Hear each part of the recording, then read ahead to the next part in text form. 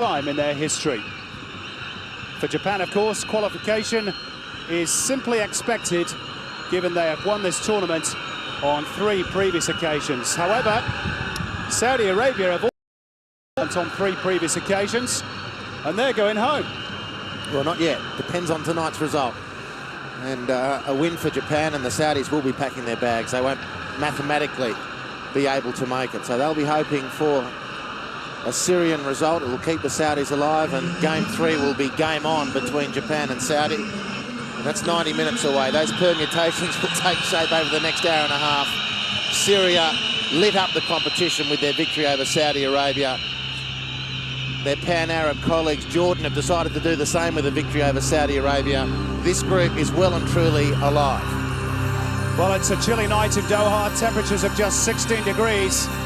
But the heat is about to rise at the Qatar Sports Club. It's Syria against Japan in Group B.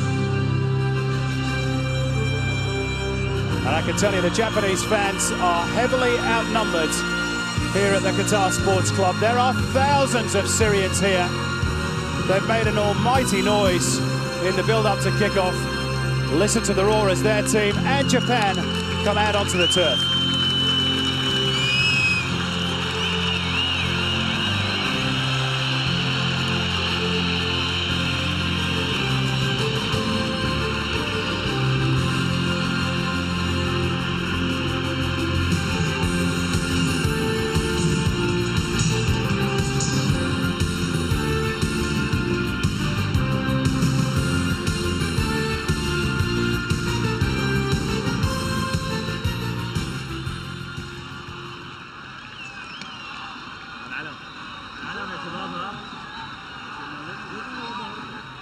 Ladies and gentlemen, please rise for the national anthem of Syria.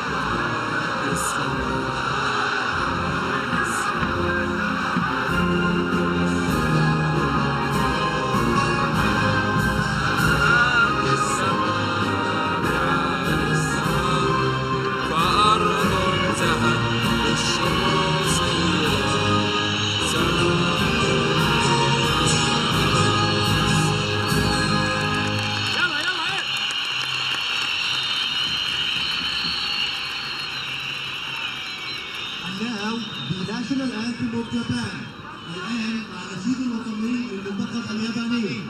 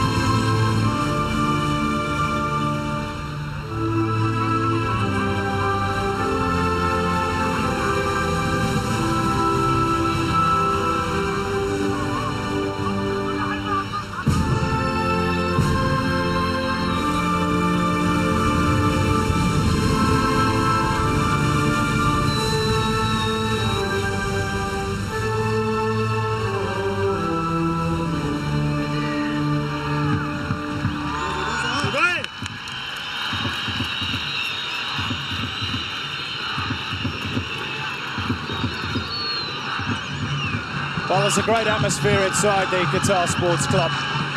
Such an important game. A reminder, Jordan defeating Saudi Arabia a little bit earlier on today. So the Saudis almost out of contention. The 2-team lineups. Syria have made one change. Tita Valerio has replaced the striker with a midfielder, albeit an attacking one. Sanharib Malki standing down for Sama Awad. Star striker Firas Al-Khatib remains on the bench. Mohsen Balhous, the goalkeeper, is also the captain.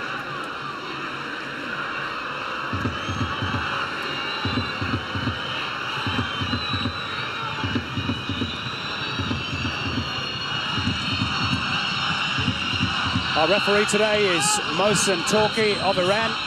His compatriots Hassan Kamranipour and Reza Sorkandan run the lines.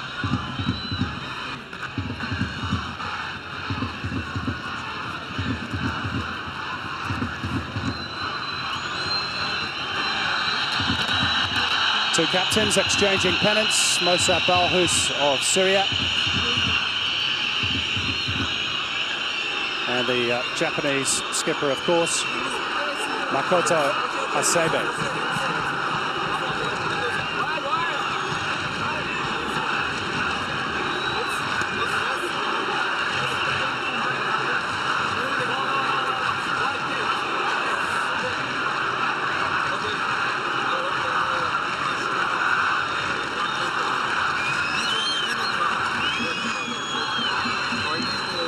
Now there's a slight delay because there is a problem with the Syrian midfielder Wael Ayan, who's been told that he's got to change his shirt and take out some sort of padding that was underneath that Syrian jersey. So a little bit of drama before we've even kicked off. This is the Japanese lineup. Perhaps surprisingly, Alberto Zaccheroni has gone with the same starting 11.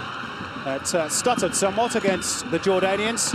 Zaccheroni has thus ignored the claims of Shinji Okazaki, so impressive off the bench in that first game, and he's stuck with Ryoichi Maeda up front. Zaccheroni hopes their sharpness and their fitness has improved, because, as I say, Syria do have the 12th man in the stands. Tita Valerio only been in the Syrian job 5 minutes, as the merry-go-round saw first Fajer Ibrahim, then Ayman Al-Hakim, and then Radomir Dujkovic all depart. And Alberto Zaccheroni has said this week his team need to work much harder to find the space against sides that will pack their defence against the Asian Cup favourites. So both teams in the huddle. Both teams fired up, no doubt, for this game. A reminder of the standings. Jordan top, played 2. 4 points. Syria second, played 1, 3 points. Japan third with 1, and the Saudis bottom with nothing. So away we go. We saw a super Syria and a rather jittery Japan a few days ago. What are we going to see today, I wonder? Well, Simon, Japan are going to have to be markedly improved. They need more dynamism. Alberto Zaccheroni, the coach, used the word speed. They were certainly more sluggish than we've come, and ponderous than we've come to expect a Japanese team. Their big guns didn't really fire, and tonight they need Endo certainly on the ball now. In much better nick. Shinji Kagawa came into the game only towards the end, and Keisuke Honda was very peripheral at best. His free kicks were poor. Good challenge by Wael Ayan, but the throw-in is taken quickly as Japan trying to put their foot down on the gas right from the off. Are you surprised he's stuck with an unchanged 11? Hugely. I get the feeling this is just an act of stubbornness from the Italian coach. He probably wanted to play Okazaki. I can't imagine he wouldn't want to play Okazaki. But maybe playing games with the Japanese press. Uchida, who will look to get forward, and Wael Ayan, who will offer cover for Nadim Sabag. That's going to be a key partnership, perhaps, for the Syrians as they try and keep the Blue Samurai at bay, because Uchida loves to get forward. He'll look to combine with Honda. He was a bit quiet on that, in that aspect, the other night. Nagatomo on the other flank was the dominant character for Japan in the overlapping sense, and when I talk about the dynamism of the Japanese team, it's so mostly evident when guys get down the flanks like Nagatomo is now. He's got a bit of help too. And again, the Syrians deal with it. What's the Syrians' approach tonight, Andy? Do they try and come out and play, or do they follow the example perhaps of Jordan, sit back, absorb the pressure, stay compact, deny the space? I think the lesson has been right around the Asian Cup for the lesser teams, if I can put it that way, to make sure you don't let the favoured opponents get any sort of foothold. So were I Syria, I'd be pushing up and harassing like Qatar did last night against China, like Jordan did against Saudi, like Jordan did against Japan, and then when they got the lead, they camped in their own territory. But you don't want to be giving Japan an opportunity to get into the swing of things. That is going to be courting serious danger. Well, every Syrian player is behind the ball at the moment, save for striker Alzino. And now they'll try and break. Away they come through Abdul Razak Al Hussein, scorer of those 2 goals against Saudi Arabia. And I tell you what, every time Syria come forwards, you're going to hear this almighty roar. There are thousands of Syrians here tonight. Well, there are. They're making for quite a spectacle. If Syria score, it'll be a case of hang on to your hats, because if there was a roof on the stadium, it would be lifted. They've provided great noise already. The hero for Syria the other night, Abdul Razak Hussein, not only scoring the goals, he covered enormous amounts of territory and leading the charge for his team. And we talk tactically about what to expect tonight. Well, Atsuta Uchida is, like Nagatomo, allegedly coming into the game with a slight injury concern. Both fullbacks for Japan. And Wael Ayam, the number 14, the left midfielder for Syria, was outstanding the other night. Now, if they get a chance to secure any sort of possession, he'd be directing it left, down the Syrian left flank, and just test out Uchida, see how good he is. He'll have a devil of a time if he's not 100% fit chasing Wael Ayam. But they've given away a free kick in Honda stroke Endo territory, which is why Musa Balhaus wants that wall set absolutely correctly. Scored a couple of blinders, didn't he, at the World Cup finals in South Africa from set pieces. Japan.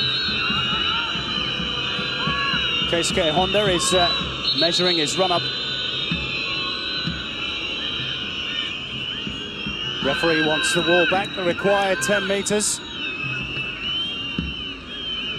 Nervous moments for the Syrians.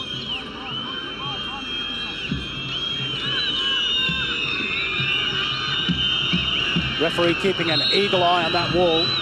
Is it going to be Honda or is it going to be Endo? You'd fancy it might be Honda from this angle.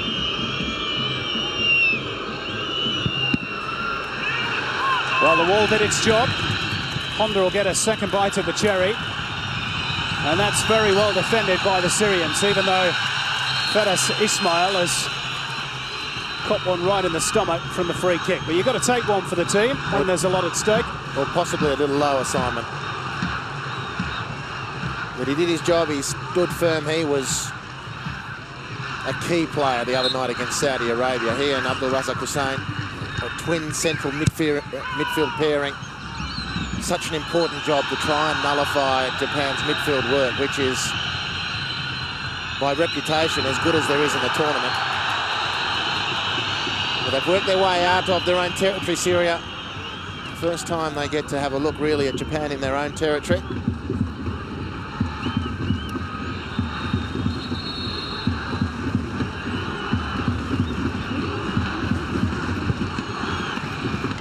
Down the line for Jihad Al Hussein.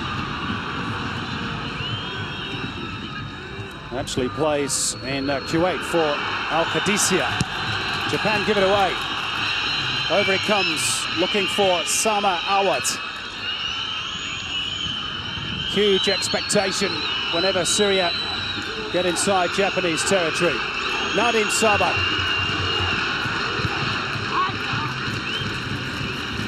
Good pressure there from Uchida. Closing the space. Nadim Sabak looking to just punch the Japanese left side defence, right side defence. On the Syrian left side.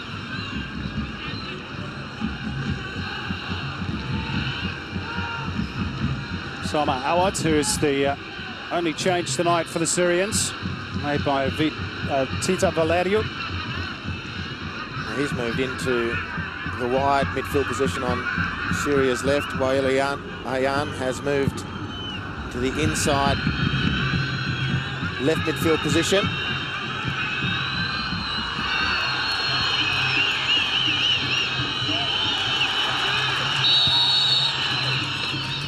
Whistle is blown. Free kick for the Syrians. A little bit of a push from the Japanese captain, Hasebe. Didn't seem to be a lot in it, in fairness.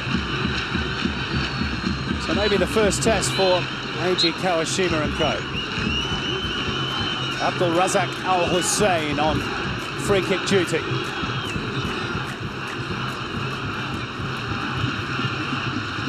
This might be the Syrians' best opportunity to put some pressure on the Japanese. Decent centre, well-headed clear. Yoshida up in the air.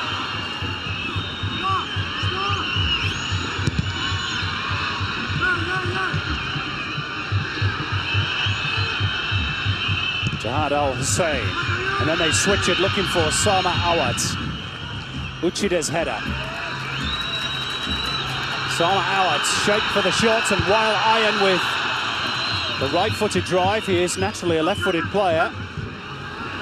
And that was a good bit of hustling by the Syrians, but now they've committed the foul. A quite blatant professional foul by the left fullback, Nadim Sabak. Good bit of harrowing there from Ryuichi Maeda. The striker dropping back to help his team in defence.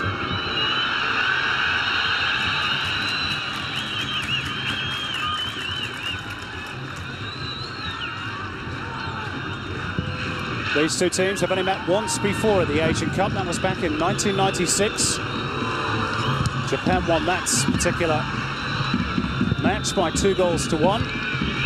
As Ali Diab deals with that centre. And then Wael Ayan is caught a little bit late by Matsui. And is the referee going to go to the top pocket here? He is. First card of the night.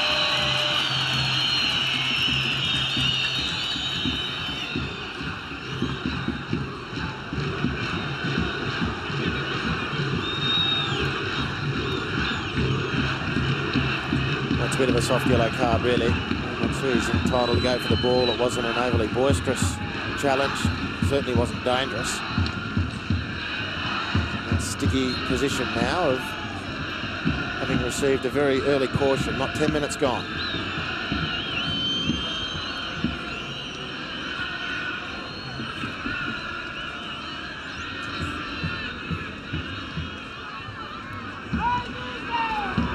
Well worked out by Maeda to Keisuke Honda. And again, there's the cover provided by the Syrians, but they've somehow managed to give it away before eventually Feras Ismail steps across. But so far, they've managed to do what Jordan did and upset the rhythm of the Japanese. Not allow them too much space. Ali Diab's clearance.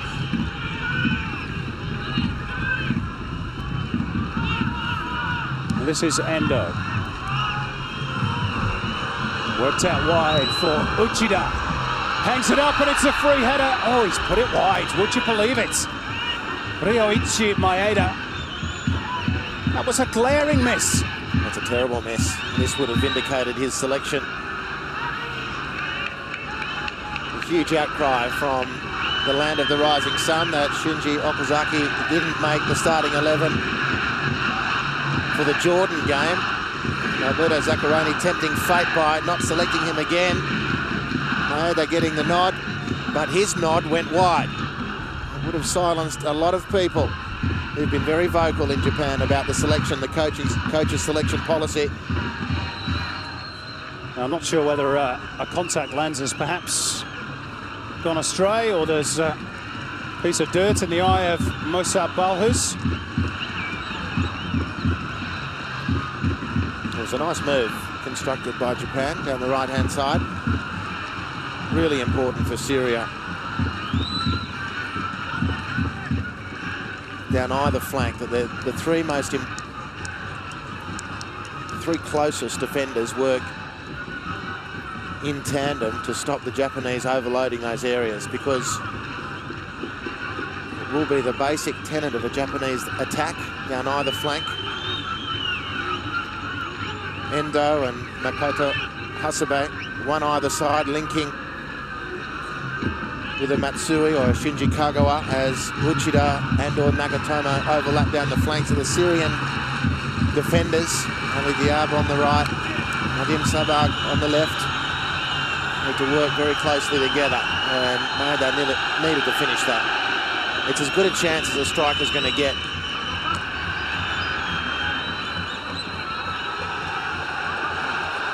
Well, he's so prolific at club level. 17 goals last season, but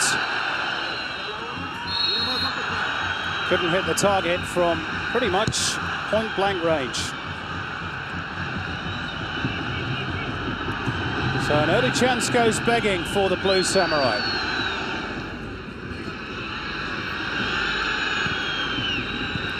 Latecomers continue to arrive here at the Qatar Sports Club. Balhus, nothing wrong with his eyesight there. He needed to be quick. Daisuke Matsui was approaching at speed. Plays for one of Syria's finest club sides, Al Karama. Musa Balhus.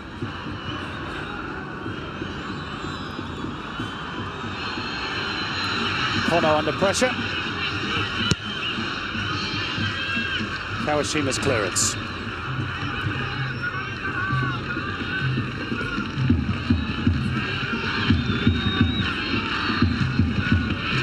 Musa Balhus conceded just 2 goals in the 6 qualifiers to reach these Asian finals.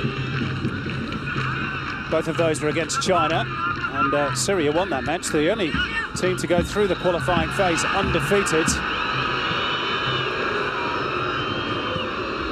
As Honda prods it forward, but Maeda's touch lets him down.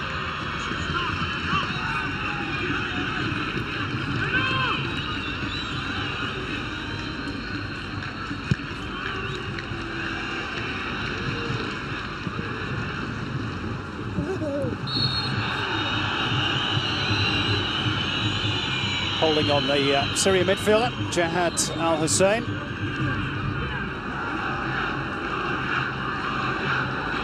It's been a fairly frenetic start, as we probably expected it would be.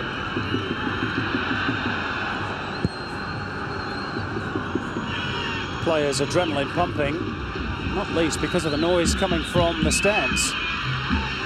Now Uchida's got to be careful here. Sama Awad.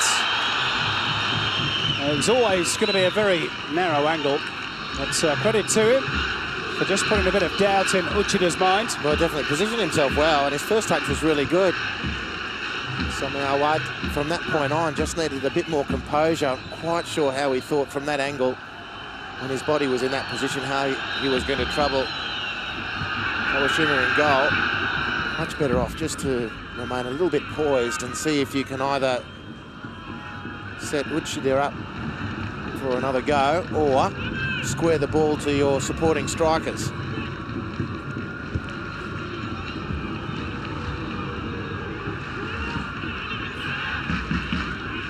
Are you seeing shades of Jordan yet? Not yet. It's heading that way, though. I mean, they're up for the stink. Syria, make no mistake about it. Now, the question is, what lessons have Japan learned from game 1? Now, the Syrian midfield is flooded. It's a 4-5-1 configuration. Coach Colorado Tita has decided that the danger spot for Japan is that midfield, so he's flooded it with numbers. It's a completely predictable and reasonable tactic. And it's something Japan have to face most internationals they play.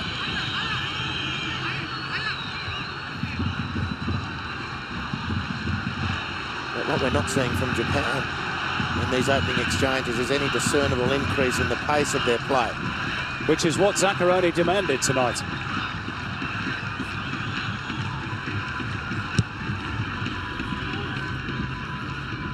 Easier said than done, though, isn't it? When you're up against a committed and powerful opponent.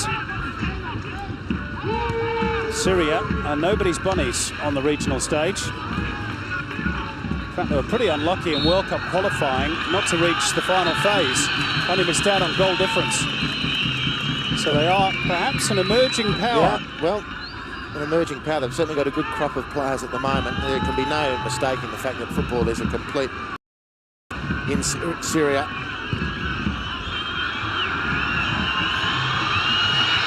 Oh, it almost dropped for Jahad Al-Hussein. In fact, it did drop for him, but he got it horribly wrong, the Syrian midfielder. And Japan will break. Shinji Kagawa. Need a lot more from him tonight, the Blue Samurai. That's a good ball. Honda's delivery. Clearance by Abdelkader Deka.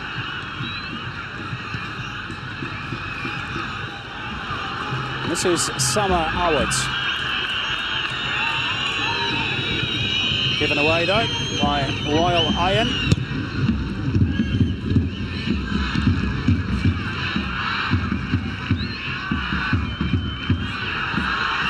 Alzino combining with Jahad Al-Hussein, or at least attempting to. Japan quickly back on the ball. Well, Endo is in better shape tonight. That's a good sign for Japan already in the last few minutes. We've just seen him string those passes together. Nagatomo looking to pick out Maeda.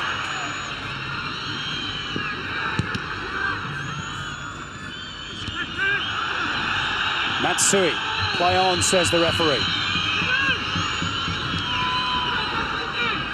Maeda. That's terrific defending. But it was a good response from Uchida, reading that Maeda had lost possession, indeed had been beaten to the punch. That's the air swing from Jahad Al-Hussein, and so much more promised. But Uchida read that defensive situation well, moved up from right fullback, trying to keep Syria pressed into their own territory. And this is such a key figure on the ball now, Yasuhito Endo. He is the professor of the pass, isn't he? And he's picked out Shinji Kagawa. Little flick of the hips, and he was away from the fullback. Headed by Hasebe. Away rather agriculturally by the Syrians. It is remarkable, isn't it? The swings and roundabouts in the coaching chair for Syria, Andy, and yet here they are. Competitive, not only that, but with a real chance of going through to the quarterfinals for the first time ever. Well, they set themselves up fantastically with that never say die performance against the Saudis. Matsui. Well, Japan will get the free kick. Nadine Sabak doesn't agree. We're going to have some work to do here in the centre of defence, and Bilal, Abdul Daim and Abdelkader Deka were outstanding against the Saudis. It was a real onslaught in the closing stage of that match. The defending was chaotic, it was frantic, it was desperate, but it was effective. But the fact that they couldn't keep the ball, they just had to keep hacking it clear, invited the Saudis back onto them continually. I'm suspecting we're going to get more of the same here tonight, only with a more potent opponent in Japan. Now watch out for Yoshida. Scorer in injury time, of course, to salvage a point against Jordan. Now, I'm presuming here that that's been given for handball against Sama Awad. He's going to book him as well as he must.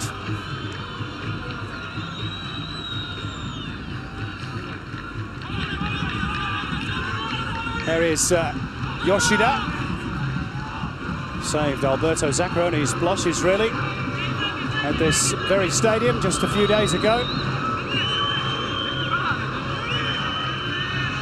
He will be one of the threats. All reliant on Endo picking out a blue jersey.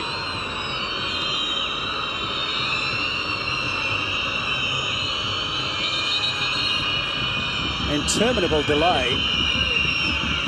Mohsen Torky has gone in to sort out a little bit more argy-bargy inside the penalty area. Now finally we're ready.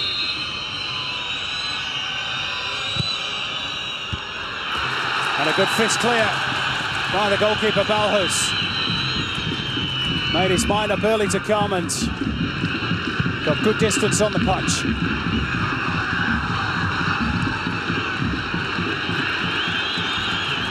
You can almost hear the tension evaporate in the stands, and now it will build again as Al Hussein goes down the line. And it'll be a corner for Syria. Well, so much of that summed up why Syria are so alive in this tournament. Brilliant work from keeper Balhus. Desperate, right off the noggin of Keisuke Honda. And then they desperately swung it clear. Abdul Razak Hussein just keeping the ball in, and then, as successfully doing so, releasing Mohamed Al-Zino, and the corner is won. And there's a bit of claret on the lips of Keisuke Honda, care of that desperate punch away from Mossad Balhus.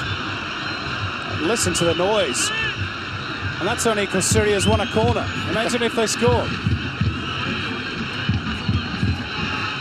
Japan will continue with 10 for a few moments. Now, while Ayan has got a great left foot, can he pick out the right delivery? Ali Daib.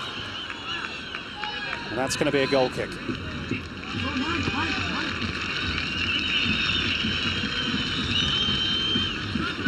We'll talk about partisan supporters, Andy. Well, they're very passionate. The national team hasn't been successful to the degree of passion that exists for football in Syria. The fans who are here at the Qatar Sports Club are giving everybody who's experiencing this a taste of the Syrian passion for the game. This is their 5th appearance in the Asian Cup. Never been past the first round, and yet, interestingly enough, they've won at least one game every time they've been at this regional showpiece occasion. So you'd have to say, probably, by the law of averages, the time's going to come soon. Either that or they've been damned unlucky. Well, they ought to be worried with the sort of movement that Hito Endo is giving his team. He's looking much better already, just those few days past since the Jordan encounter. They haven't played a friendly since October, Japan. So maybe there was a bit of rustiness about them. Maybe there still is.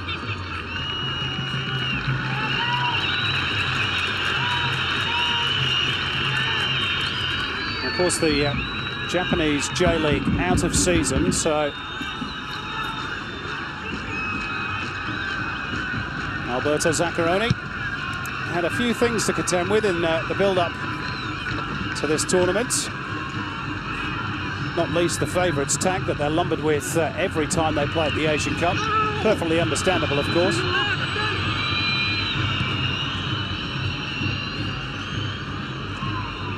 This is Honda, one of their talismanic players, arguably the best player in Asia. Yoshida. Cacophony of boos every time Japan have the ball. Nagatomo. Patient build-up. Honda drills it low and hard across the box. There's nobody there for Japan. And now, Sama Awad with a bit of help from Wael Ayan. That's the energy with which Syria break. You know, we can focus on their fighting instincts, which are very clearly evident, their willingness to engage an opponent in a physical contest. And from that point, they have enormous energy to break forward and support whatever sort of attack is looming for them. I think they've got the mindset that we're probably not going to be able to create much. And so on the occasions we get the ball forward and there's a little bit of free turf to exploit, let's flood forward and see what we can do. It's going to be a test of Japan's running power in one sense. The football coefficient should go the way of the Blue Samurai, but they've got to be on their game to make sure that gives them the edge in this football match.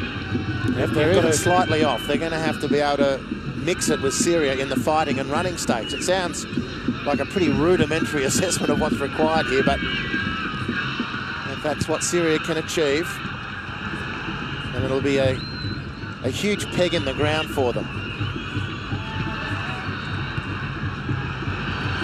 Sometimes with some of the West Asian nations, you're concerned about the physical stature of some of the players, but certainly not with Syria, certainly not with Jordan, who of course are another big threat in this group. There's Makoto Hasebe's early stat. He's run nearly 3 kilometres already. If you want to get more detailed statistics for all the players on show tonight and at this Asian Cup, then visit the Asian Football Confederation's official websites, www.the-afc.com.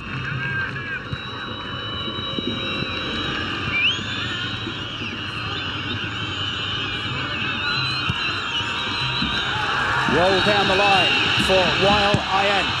Good ball too, and Mohamed Alzino just couldn't make contact. Still might drop for Sama Awad.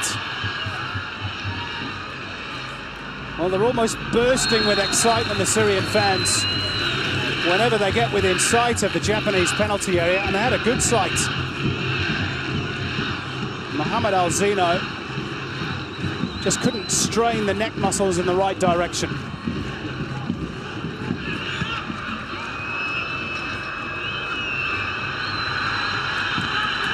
Well played, Belal Abdul Daim. He's got a tough task tonight, marking the super kid of Japanese football, Shinji Kagawa. He's done his job pretty well so far. Yoshida chips it forwards.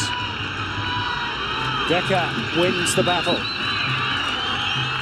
Brought clear by Sama Awad. Tackled by Uchida. But he's got help from Nadim Sabak. Well, they're so eager, the Syrians. That's the thing. The beauty of this approach from teams like Syria, we've seen it with Jordan, is that they just don't wait. They don't let a game settle. They don't let an opponent settle. Indeed, they don't even take the liberty of allowing themselves to settle. It's foot flat to the floor the whole time. Their opponent on any given moment, in this case Japan, has no time to rest, because as soon as there's a changeover in possession, and if Syria forced, here we go again. Look at them flood forward, the men in red. It's brilliant to watch. It's not a bad ball either.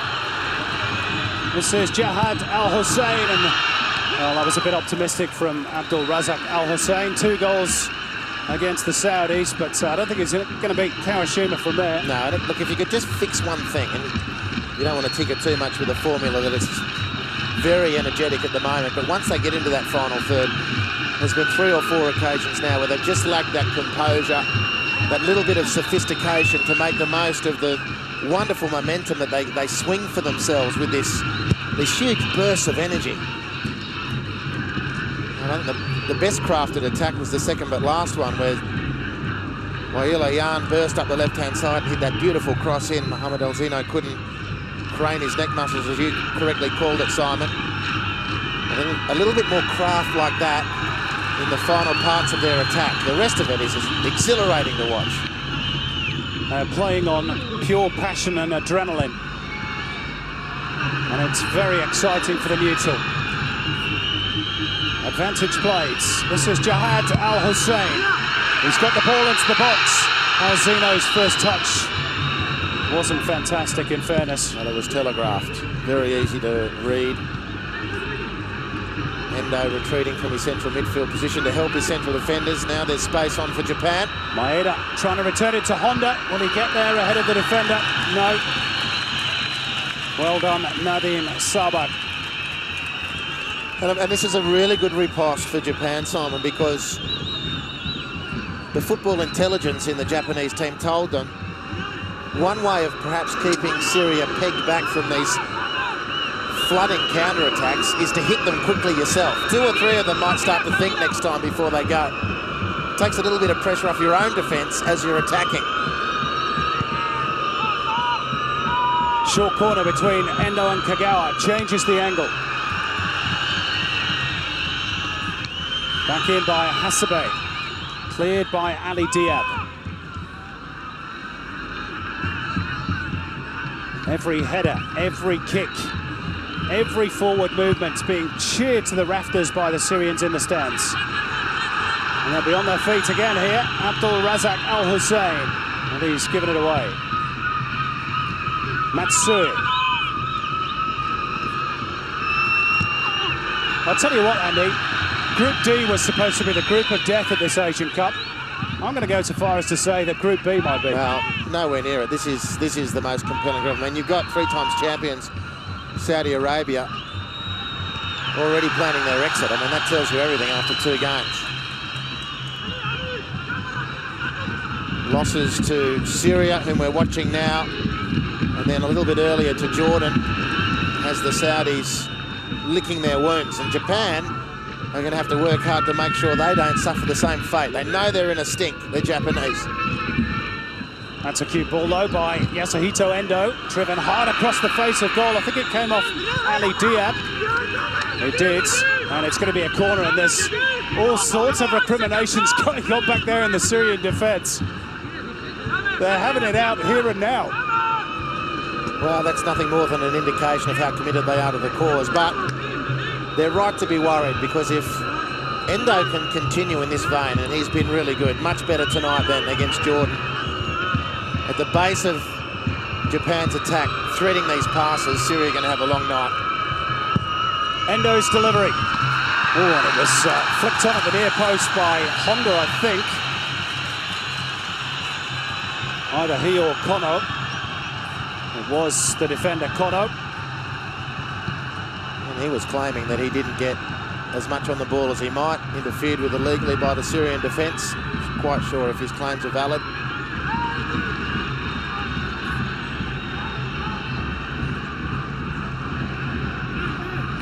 Yuto Nagatomo hurt in that challenge with Jordan captain Hatim Akil the other night. It's rendered the Jordanian skipper probably out for the rest of the competition there, the reports at least. Nagatomo has managed to regain his feet.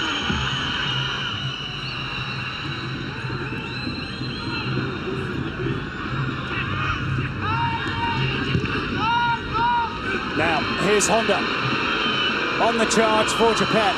3 defenders with him. He goes around the outside. The goalkeeper's come an awful long way. Can Kagawa finish?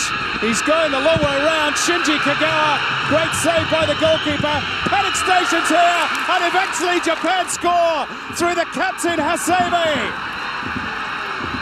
They breach the Syrian rear guards. Makoto Hasebe leads by example, and Japan have the advantage.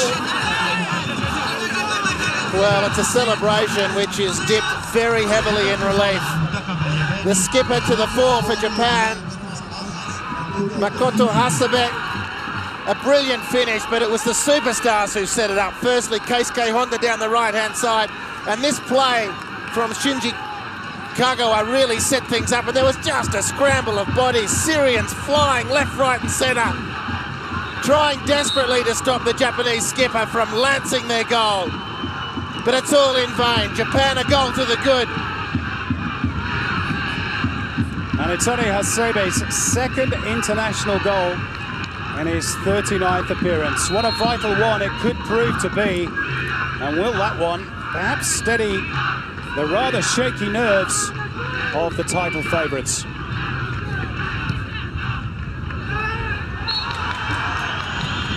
Well, Syria tried everything, didn't they? Literally everything to keep the ball out. They were throwing themselves in front of them like lemmings.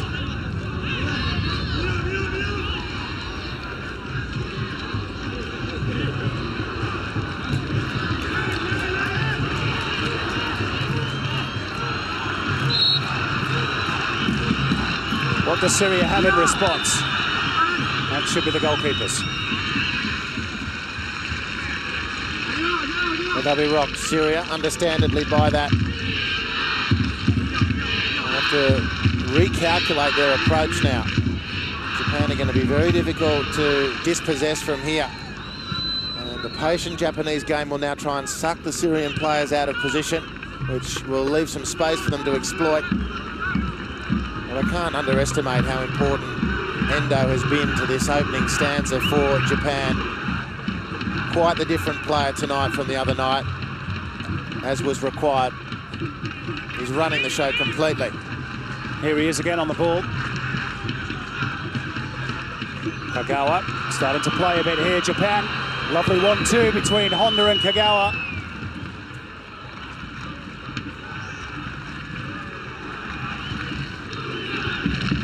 Well, from Syria's point of view, Andy, at this juncture, you'd say they've got to get through to half-time without conceding a second. Yeah, I completely agree with that. With the turn of speed from Keisuke Honda. And look at the goalkeeper's retreat here. Let's just highlight this. He's changing direction. He's tried to smother Honda. He gets up and denies Shinji Kagawa. But I reckon, despite that, it was the stop and prop from Kagawa which kept that whole thing alive. Instead of blazing away and shooting from a narrow angle. A very cool finish too from Hasebe. A lot lesser players than Shinji Kagawa would have lost their mind then, and as they were running away from goal, tried to squirt some sort of angled shot through the bodies, and it would have come to nothing. But the ability to stop and prop, even though his own effort was saved brilliantly by the goalkeeper. Tremendous work from Mossab Malhous there. All in vain in the end because of the skipper, Hasebe.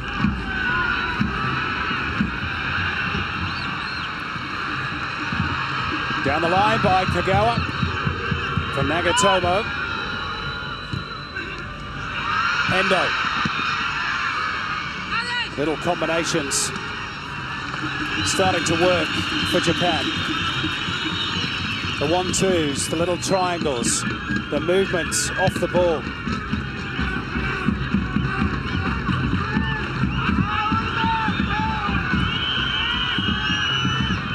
Just perhaps beginning to justify their favouritism at this tournament. This is certainly more like it, isn't it? Much more what we've come to expect. They're really starting to turn the screws. Syria now have been reduced to shadow chasing. They can't even get close to lay some skin on their Japanese opponents.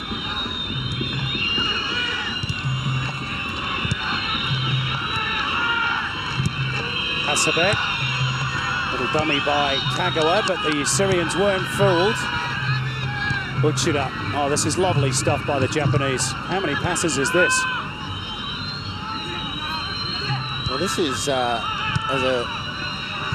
Maeda, chance to shoot, and he drags it just wide. I mean, these lessons, these viewings, these opportunities to watch these good players are really instructive. As Maeda shoots wide, it's his second good chance. Hasn't hit the target, forced to save on either occasion, the Japanese striker. We were at the Khalifa Stadium last night, and as Qatar put China under all sorts of pressure, China and its players simply couldn't control and pass the ball. And under similar pressure here, Japan have gradually worn Syria down, and the importance of technique for a footballer is clearly evident. China couldn't stop last night from becoming a cut and thrust, dash and dare football match, and it was thrilling to watch. But it got into the sort of area where China couldn't cope. And tonight, Japan with 7 shots, Syria yet to get one, is a measure of how expert Japan are, where China was so deficient, and it's the lesson for every team in the tournament.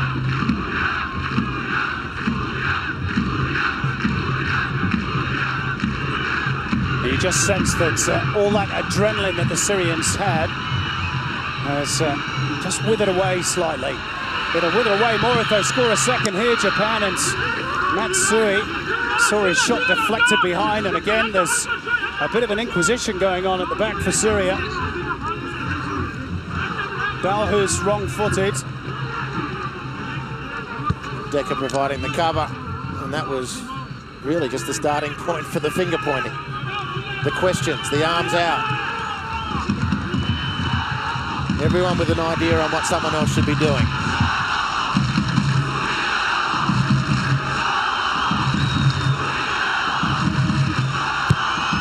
Endo to deliver. Oh, that wasn't too far away either from Ryoichi Maeda. Well, he's banging away, isn't he? It's not going to be long before Zaccheroni's man scores. And he's a big lump of a striker. Abdelkader Decker has come off worst in that aerial duel.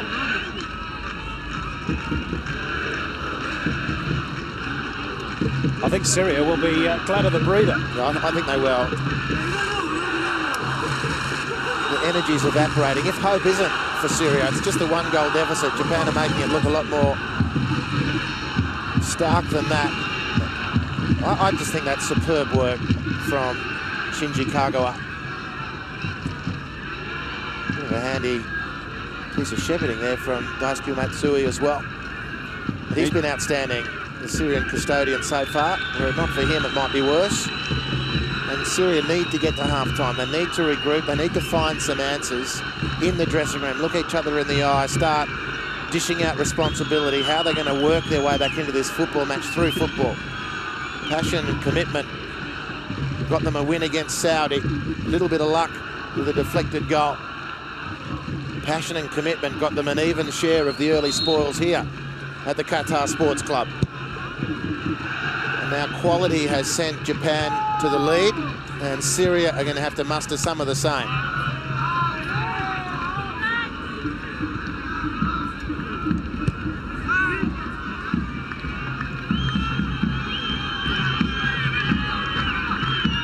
Half-time approaching. Honda probing. Nagatomo overlapping. 4 Japanese waiting. And one of them is the number 8 Matsui, who is just a toe poke away from giving Japan a 2-goal cushion. Edgy moments these for the Syrians.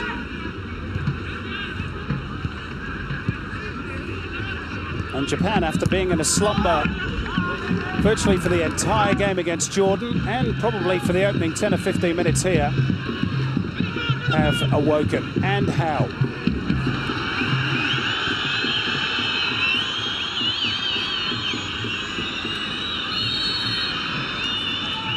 Foul on Weil Iron. Syria anxious to get on with it.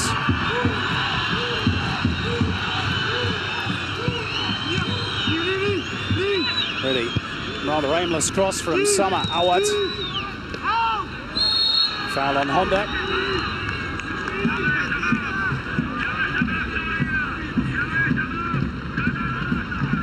Keisuke Honda has looked wonderfully unhurried tonight, hasn't he? He and Endo. Their quality just really starting to shine through. Ladies and gentlemen, there will be 3 minutes of added time.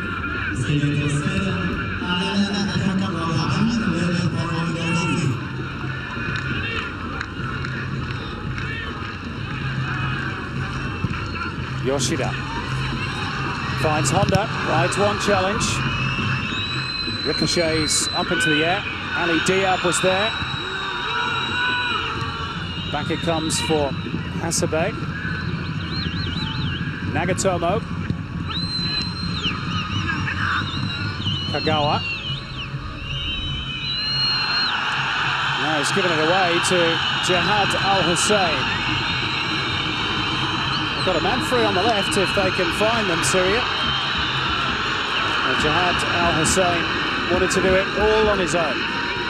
Well, it was a good burst, and the option to cut back was a good one, but the second attack from him wasn't a good decision.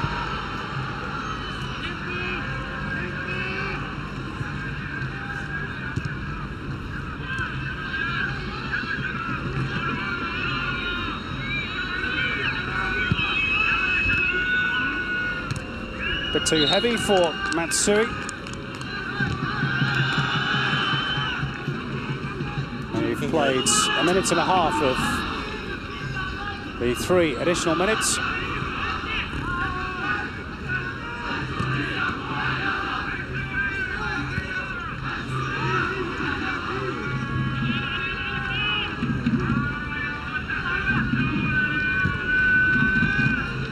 Honda, again, just finding those little gaps between the midfield and defence, till he's eventually run out of it by Abdelkader Deka. It's Alzino, increasingly isolated. Yeah, and it's increasingly master the apprentice here at the Qatar Sports Club. And with a huge injection half-time, Syria. An injection of belief as much as anything. And Japan are just untouchable at the moment. They've earned that right. The goal has set the teams apart on the scoreboard, but it's driven a wedge between them in ordinary football terms as well.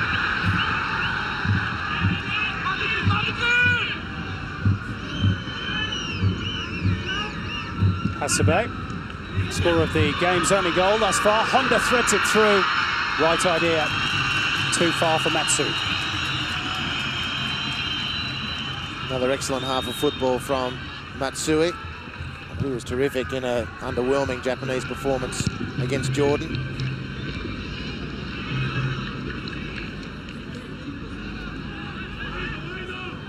What perhaps is most important, at least for now, is that Japan have taken the crowd out of the game as well.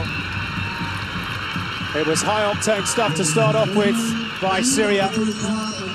All adrenaline, but as soon as Japan scored through Hasebe after 34 minutes, the class started to shine through. At the interval at the Qatar Sports Club, it's the pre-tournament favourites with the advantage. They lead Syria by 1-0.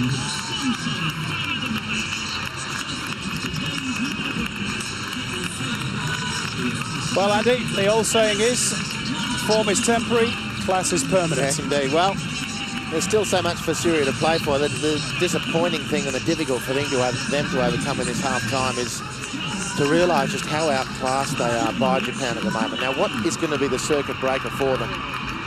Their best route to goal, their best route to the Japanese penalty area was emotion and energy and passion. And somehow, they're either going to have to rediscover that, or someone's going to have to find some football in their boots and start taking that momentum back away from Japan. I reckon the second part of that equation is probably too much for them. I don't know there's many teams in Asia who, when Japan are in this keep ball mood, can do a lot about it. Now, Syria have to find the energy to get back in their face, try and force errors. But this goal has done more than just separate them on the scoreboard. It's the double blow for Syria, because now they're chasing the game, and the confidence that Japan have got from that means they're chasing better footballers in better moods to play. And it's as close to insurmountable at this point for Syria, the way things are going, as can be. Yeah, that goal has certainly caused a lot of collateral damage psychologically. In fairness, Japan might have been in front before then. Ryoichi Maeda has had a couple of opportunities. Yeah, he has. You know, as a striker who's a first choice in this national team of Japan, really needs to do better on the occasions he's had these goal-scoring opportunities. They've been good ones. This was terrific from Syria. This was still when the score was 0-0. And that's the sort of effort that underlined the reason why they were so competitive. But gradually, Japan were turning the screws. Syria forced to defend deeper and deeper. Their hacked and desperate defensive clearances were coming back quicker and faster and way too repetitively. And Yasuhito Endo has been at the centre of a lot of their good work. No question in my mind. I mean, look at the turn of pace here from Honda. Look at this work from Shinji Kagawa. He sends two the wrong way. The keeper, full credit to Balhous. He stopped two efforts on his goal, but the third one was too much. And he just passed the ball into the back of the net, didn't he? Makoto Hasebe. No panic, no, just pick your spot. Good calmness from the skipper, and he, like Matsui, were good players in an underwhelming performance for Japan the other night. But they're looking really good, Japan, at the moment. Really, really good. Just his second international goal, Makoto Hasebe. And try as Syria might, and they certainly did try. They were just throwing themselves in front of the ball. Well, but they couldn't get it off the Blue Samurai. At this point at 0-0, I mean, you can just so clearly tell the difference between 0-0 and 0-1 for Syria. Here they still completely believed in their mission. And at the front of their minds now, they still believe in their mission, but deep in the recesses, they're starting to lose hope because of the quality of Japan. And that desperation in trying to save that goal underlined it. Now look how far off they are, the Japanese strikers and the midfielders, and how much more space Japan have earned for themselves. And this is the key part of what Syria have to address at half-time. How do we stop that space again? We've either got to dig into our reservoir of emotion and national pride and get back in Japan's faces, or someone's got to find some football. And I think their answer is the first, not the second. Okay, we'll see what Coach Tita Valeriu does in the second half. The half-time stats and that second line there really says it all. 8 shots on target for the Japanese. Not a single test for Eiji Kawashima in the Japanese goal, and 68% possession for Alberto Zaccaroni's side. They've been slow starters in this Asian Cup, but they are starting to find their feet, and perhaps most importantly, they've found a goal. Japan that leads at the Qatar Sports Club at the interval. Join us again for the second half in a few minutes.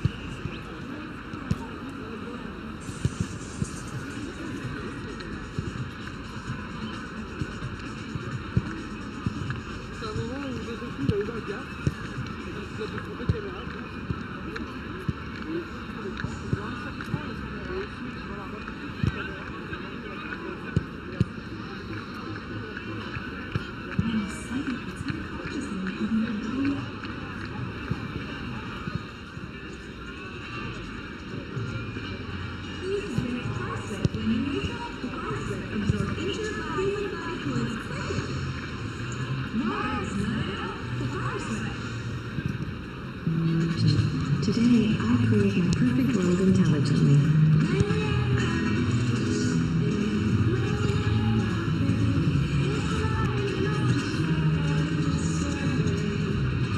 You can tell it.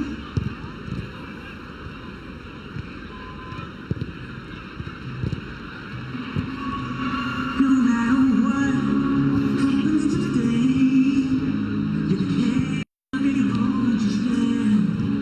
And it's not what they say, so be strong.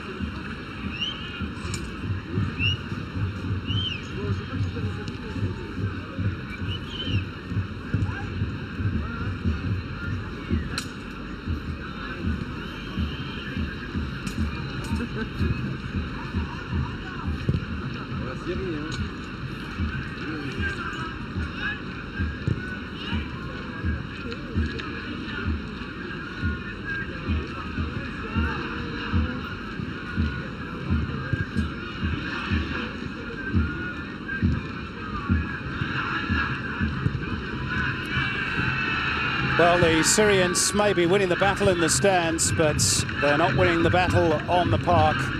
Japan with the advantage at the interval here at the Qatar Sports Club, given to them by their captain, Makoto Hasebe, with a very neat finish in the 35th minute. And what a fascinating second 45 we have here in Doha. If things remain the way they are, then Japan will join Jordan at the top of Group B on 4 points, and Syria will drop down to third. Saudi Arabia, of course, already out of it with their 2 defeats, and Jordan and Syria would then effectively play off for a spot in the quarterfinals on the final match day. Tita Valeriu will hope it won't go that far, and to that end he's going to make a substitution in the second half, and it's his star player, Faris Al-Khatib, to whom he has turned. The 27-year-old who plays in Kuwait for Al-Qadisiyah. His 50th cap it will be. He scored 25 goals. Is he to be the spark for the Syrians? Sama Awad is the man he's going to replace. And the man who scored 133 goals in 196 games for his previous club side in Kuwait, Al Arabi, gets his first taste of Asian Cup action here in Qatar.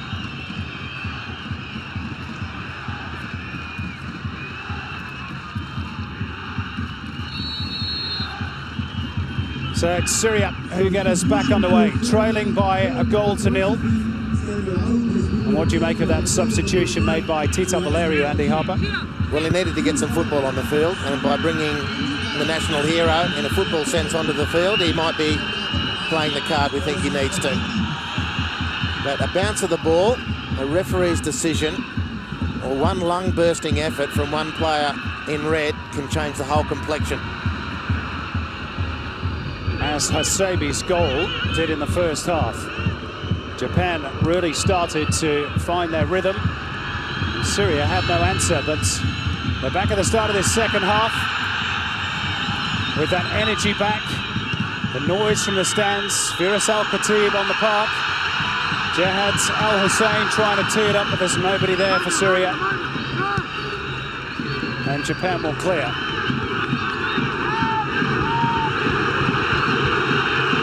Well, if they do build a head of steam, and we're hearing it already, the fans will respond. Exactly. Well, full credit to Valerio Tita. Made the substitution. And the team has come out with the very familiar fighting qualities that were ebbing away from Syria as Japan dominated the closing stages of that first half. But they're back. They've got their mojo back, the Syrians. And they've got a free kick, which Weil Iron will deliver.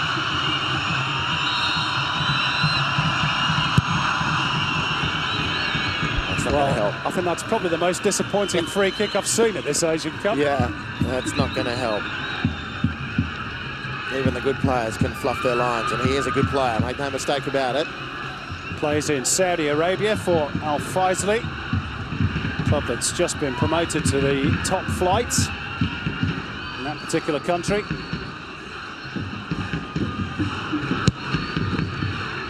What a shot that's been in Group B. Saudi Arabia, 2 games played without a point and heading home. Although not to you, Andy Harper, you predicted that. Yeah. Oh, well, you get some right some of the time. We'll give you a rap. You get some right some of the time. Goodness knows we get enough wrong.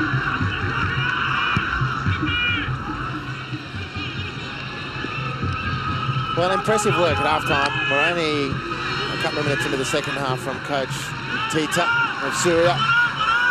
Personnel change, a structural change. They're 4-5-1, which sometimes morphed into a 4-4-3, has been converted into a straight 4-4-2. It's an extra player up forward.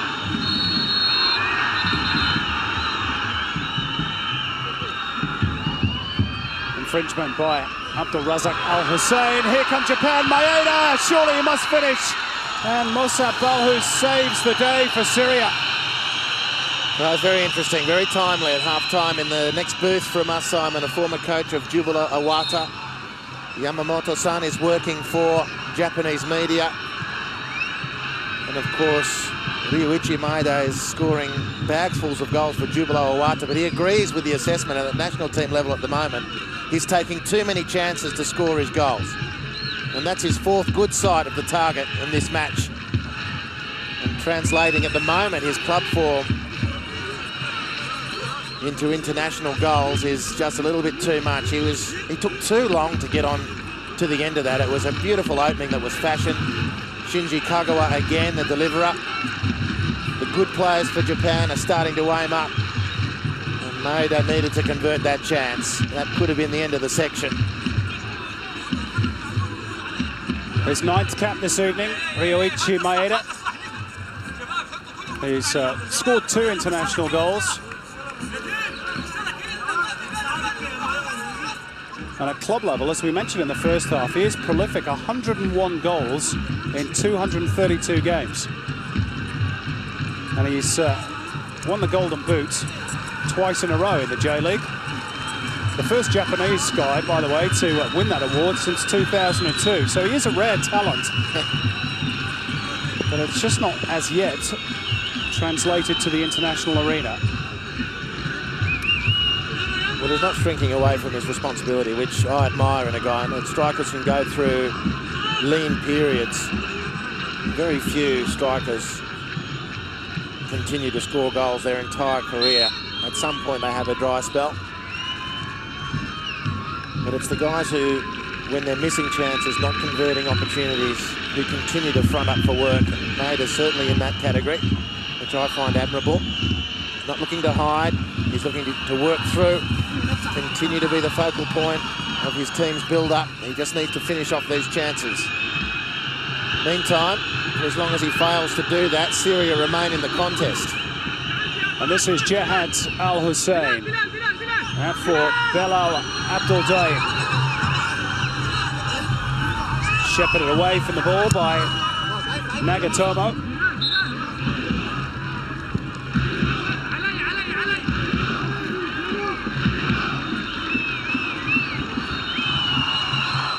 Looks like Belal is going to deliver what's become known in the trade as a Rory Delap. He's got good distance too. Oh, and Kawashima, I think it just bounced off his chest, the goalkeeper. He was a little unsure. Fell into that corridor of uncertainty. He's been lively, the substitute, hasn't he? Firas Al-Khatib. Intimidating noise around the Qatar Sports Club as Syria try to put some pressure on Japan. And now the lull as Keisuke Honda brings it clear for Japan. Kagawa back for Nagatomo. Endo showed too much of it to Firas Al-Khatib. Now Firas Ismail. They're working so hard, Syria. Well, they're not going to die without asking questions, serious questions. Jihad Al-Hussein. It's been an excellent little period for Syria to come back into it. And I'm very impressed with the coaching. Very impressed with the coaching on the bench for Syria at half-time. The changes he's made so far. Honda, he's on his own. Save for Matsui, wide right. The last little piece of that expose from the coach is the realisation that someone's got to get close to Yasuhito Endo. And that last little piece of thievery from Firas Al-Khatib highlights the instruction. He dropped off the front line, came in from the blind side, nicked the ball from the Japanese maestro, and now Uchida with a yellow card. Syria, by force of will and a little bit of coaching now, are enjoying the pendulum swinging slightly back in their favour.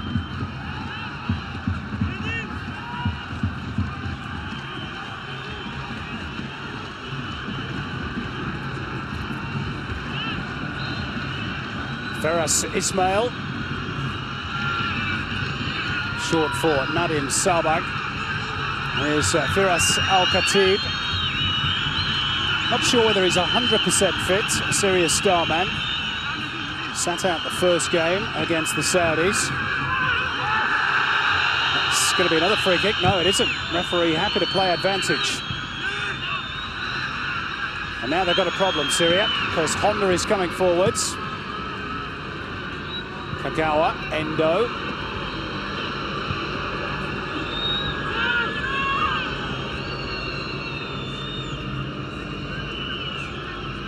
Not much movement up ahead for Yasuhito Endo. Hasebe has to be careful. Kagawa. Now, Nagatomo in behind, or at least he would have been, had his first touch been a little surer. A rare right. Honda. Kagawa. Little dink through for Matsui. Now Syria will look to break. Impressive passage of play from Nagatomo, apart from that little technical deficiency when he was in on goal, as he called it so correctly, Simon. But there was a slight opportunity for Syria to break free there. Abdul Razak Hussein forced to go back towards right fullback with the ball rather than up towards right midfield, and Nagatomo was all over him. There's that poor touch. The heat off Syria. Route one from Syria. May pay dividends here. Alzino. Well, he's had to feed off scraps, Mohamed Alzino. And Alzino not flowing at the moment. Watched him against Saudi Arabia. As far as I'm concerned, he shoots from improbable angles and improbable distances too much. And that was another example. I'd be giving the ball to that bloke as much as you can. He brings the football we were asking for at half-time. They seem to have found another reservoir of energy and emotion, Syria, and it's serving them well. Well, Al-Khatib in Arabic means the lion. And they've certainly been lion-hearted, Syria. As you remarked, Andy, they are not going to die wandering. And of course, we'll still have another chance to qualify, even if they lose this game tonight. And it's a point very well made, that. As hard as they'll push, take that pressure off game 3. Game 3 still exists for them.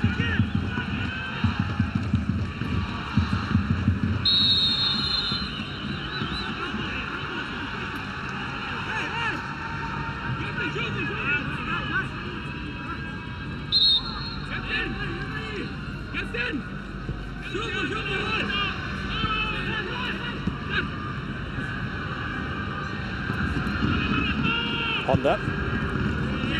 Endo with the switch.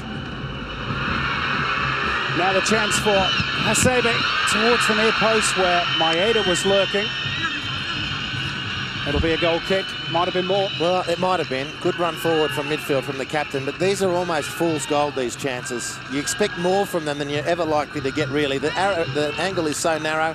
The keeper's got the passage to the top of the 6-yard box covered. There's defenders everywhere. So much expectation with those scenarios and so little deliverance.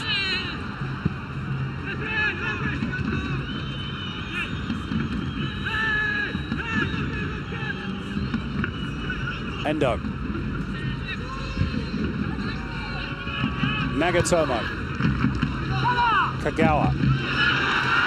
Not really hit his straps as yet in this Asian Cup, has he, Shinji Kagawa? No, came with huge raps. Yeah, I thought he finished the game really well against Jordan. He was, as far as I was concerned, missing in action for a good 60 minutes. But as Japan finished strongly, Kagawa was in the middle of a lot of what they've done. So maybe he's still running himself into national team form. Stellar time of it with Borussia Dortmund in the Bundesliga at the moment.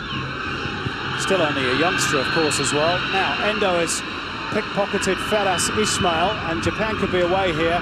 That's good cover provided by Ali Diab.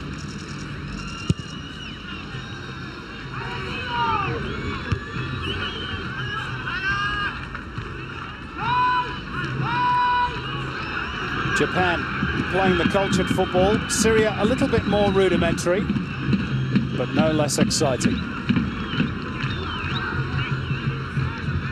Well, it's different styles.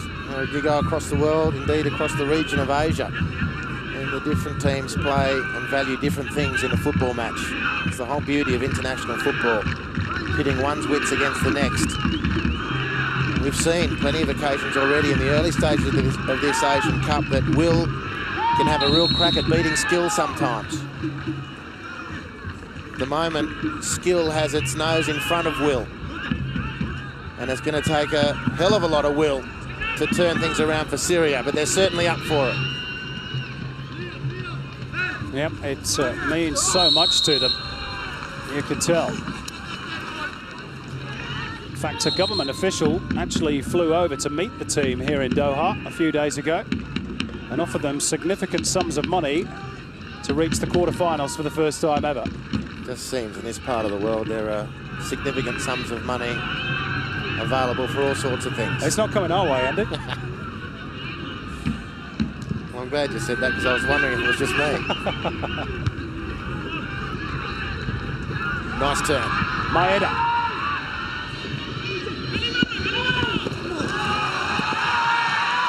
It's got to be a free kick. You'd have thought so. Yeah. Sometimes you do wonder what an official is saying. Now I think Bilal Abdul Daim is suggesting that if it wasn't a foul, then it's got to be a dive. Was there contact? Of course there was. Okay, second question. Did he go down too easily? I don't know if that quite matters. Maybe it does to the referee. Their job is to interpret. Now that's surely a foul. And now, Mohsen Torky is going to his top pocket. Yellow card for Abdelkader Deka. He didn't even bother to argue, Deka.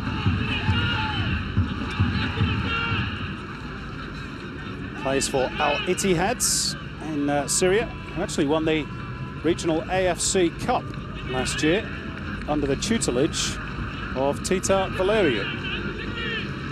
In fact, he's only on loan from that club to the national team after after the various problems that they've had.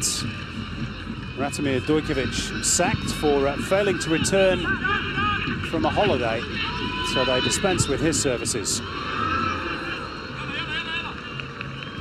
And he's done a terrific job, considering he's only been in the post for 5 minutes. Yeah, look, it's hard to judge the quality of a coach. You don't know what the circumstances are of their employment. You don't know what the political situation is in the federation or indeed in the dressing room.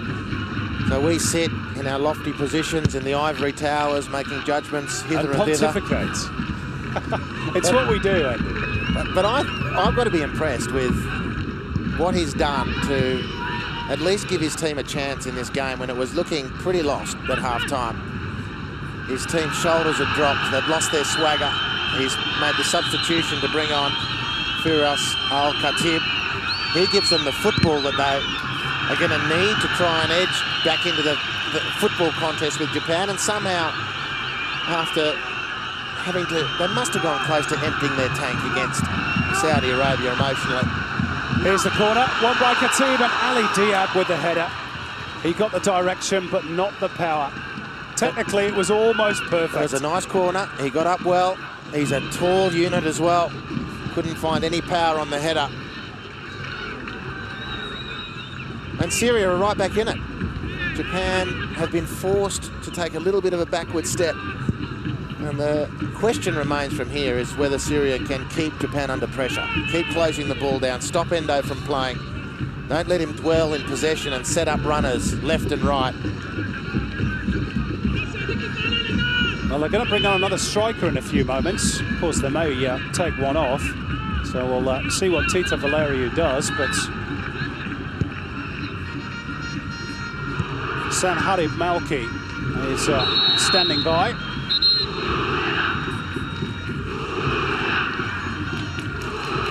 Well, in fact, it's Mohamed Al-Zino who's going to be withdrawn. Yeah, good change. Good change, because it's too early to throw complete caution to the wind and put 23 strikers on. And Mohamed Al-Zino not offering a lot, apart from wayward shooting from improbable angles, in my opinion. So here's the new man, Sanharib Malki, who plays in Belgium for Lokeren. In fact, he's played all his career there, and he's got a decent scoring record in that country too. 77 goals in 221 appearances for various clubs. So he will form a new look partnership with Firas Al-Khatib.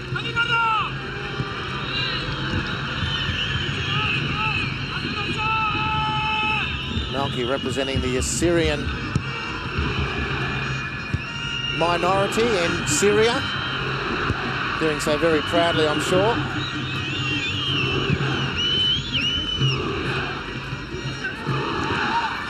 Well, the fans haven't given up the ghost. They're still belting out their support from the terraces. And here's Japan's first change. Shinji Kawao off. And Shinji Okazaki on. And he was hugely impressive as a substitute against Jordan. Shinji Okazaki. I sure was brilliant.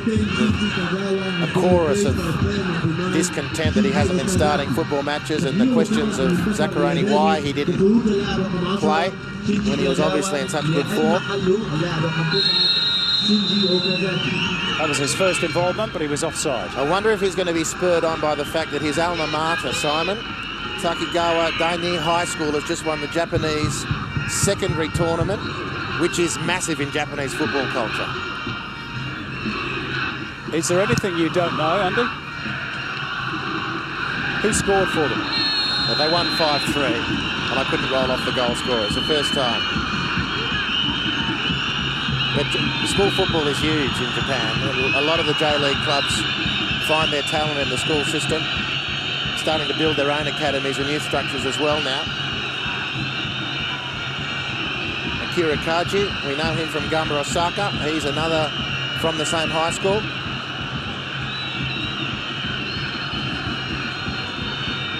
Let's see if it spurs him on tonight.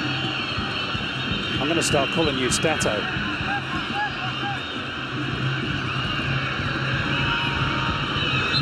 Well, linesman's got his flag up on this near side. So Mohsen Torky will just come across to listen to what he's got to say. Not quite sure what he's seen.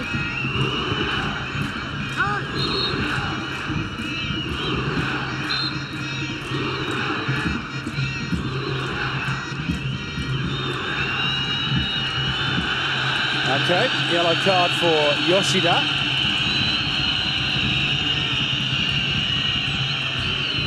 And Hasabi, the captain, is asking as to why. A little bit of off-the-ball stuff, but if you're getting yellow cards for that, I mean, that's handbags. That's the sort of stuff that goes on from every set piece, yeah. Corner or free kick. It's amazing how they pick some and let others go. The Syrian fans who are amassed behind the Japanese goal are sensing something.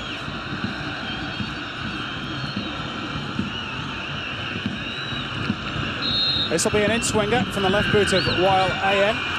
And again, it's too close to the goalkeeper. Firas Al-Khatib went tumbling in the box and was screaming for a penalty.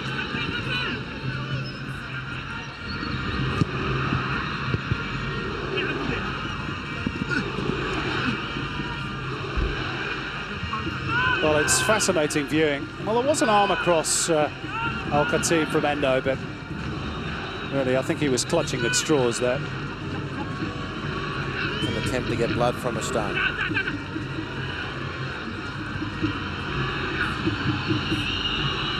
So it's Firas Al-Khatib again.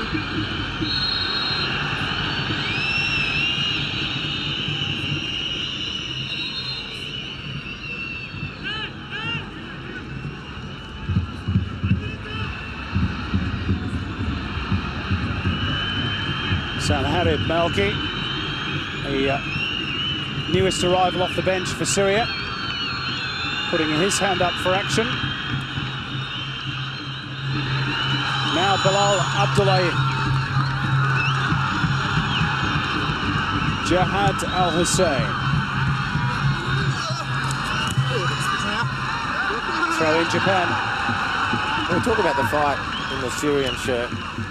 It's not often spoken about with the Japan players, contemporary Japanese players, is their ability to hold their own physically. I know the JFA through the J-League, etc., they've realised that that part of their game historically has been a real weakness, and they're just immaculately prepared as professional footballers now. Not only to, here we go. Maybe a chance here, Malki, and Kawashima drops on the ball. And not only to dribble, shoot, pass, cross, etc., but to withstand the physical pressure of opponents. I know that Zaccheroni has been working very hard with them in terms of tactics, defending crosses in particular, closing down space. Well, it is the bread and butter of the Italian football DNA, isn't it? They just love the tactical part of it. Move a metre to your left, move a metre to your right.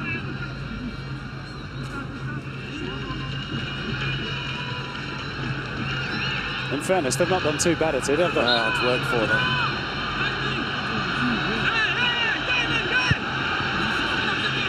Swung in towards Maeda by Japan, who still leads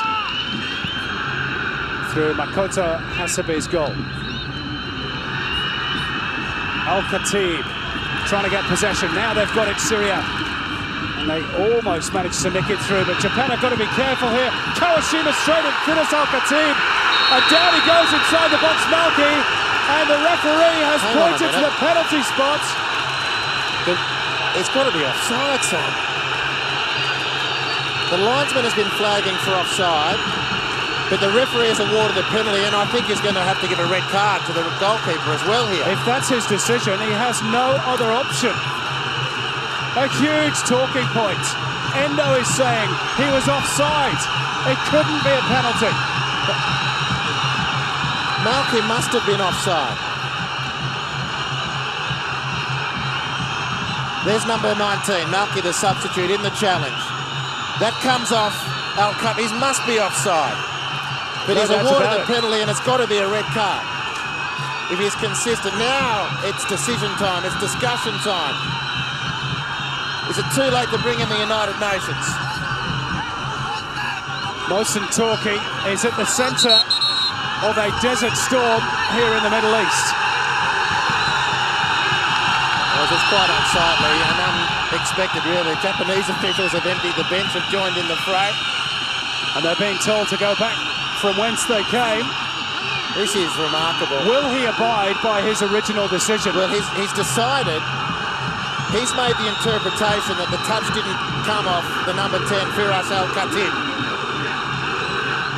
That's all he could have assumed. And it's a red card coming out. Kawashima sent off. And it's a penalty for Syria. High drama in Doha. And the linesman's being as close to assaulted as you can imagine. I can't see this being the linesman's fault because he flagged for offside. The referee waved the assistant away. The referee has overruled and said, I'm awarding a penalty, and he can only have done that because he's assumed that the touch didn't come off number 10, Firas Al-Khatib. From that point on, that's not in question. There's a foul. That's not in question. The question is where the touch came from. And Al-Khatib, according to my recollection, was the player who passed that ball through in the challenge. It should have been offside. This is a massive, massive controversy. And Mohsen Torky, well, does it come off the defender? That's what he's decided. He's decided it's come off Connor. But I reckon a closer inspection will show that it's Firas Al-Khatib. And Kawashima is still refusing to go. We could be here till midnight. What did we say, Simon? Syria had to do one of three things, if not all of it. They had to find more energy. They had to find a footballer, and they needed perhaps some controversy. A referee decision to go their way. They cannot ask for more. Well, Kawashima's still on the pitch. Still having the debate. And Mohsen Torky needs to take control here. He's made his decision. Now, Alberto Zaccaroni has read it. Shusako Nishikawa, the Sanfrecce Hiroshima goalkeeper. And finally and disconsolately, Eiji Kawashima accepts that he will play no further part in this game. Incredible. Incredible. Well, this Asian Cup didn't need an injection of anything in particular, but it's just got a huge one. A huge dose of unadulterated controversy. Ryoichi Maeda is the man who is sacrificed. And Nishikawa comes on to win his fourth cap, but not, I'm sure, in the circumstances he would have wanted, because the first thing he's got to do is to face a penalty which could draw Syria level. What a massive talking point. Well, this will be debated for days. Some of the Syrians can't watch. And the Japanese still incensed. Well, referee Mohsen started his international career refereeing Japan against Singapore. I'm not quite sure what sort of international career he's going to have after this. Oh my goodness, what a picture. Brilliant, brilliant drama here. Well, can Firas Al-Khatib put the final line to this extraordinary story by scoring the penalty? Goodness me, what about if he saves it? Firas Al-Khatib for Syria. And he scores! 1-1. Wild scenes at the Qatar Sports Club. A major talking point.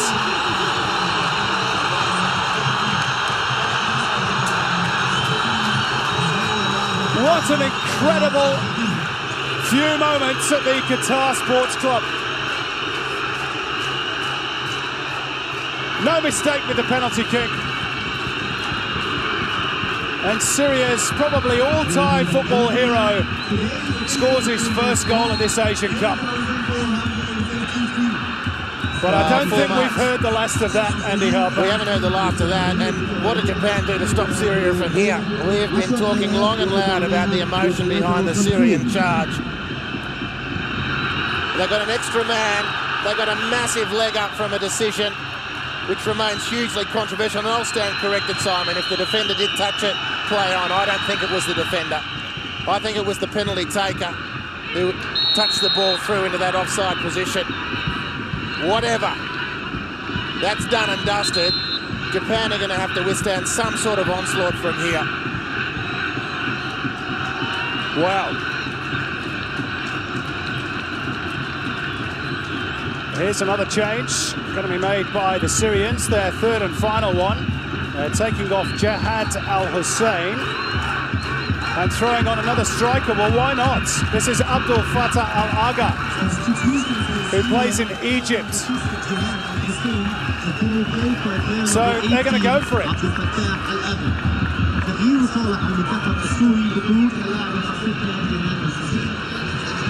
Meantime, Okazaki for Japan.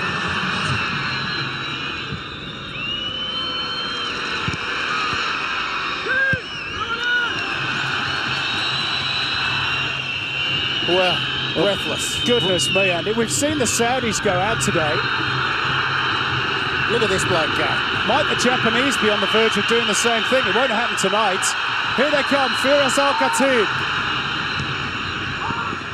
High-octane stuff. Well, this has been a fantastic start to the 2011 Asian Cup. What a tournament we're seeing unfold here. What a football match we're seeing unfold here. What a contest we're seeing unfold here at the Qatar Sports Club. Here come the 10 men of Japan. Well, Okazaki trying to steal into the far post. And Syria with some desperate defending. Honda, little one too. Keisuke Honda!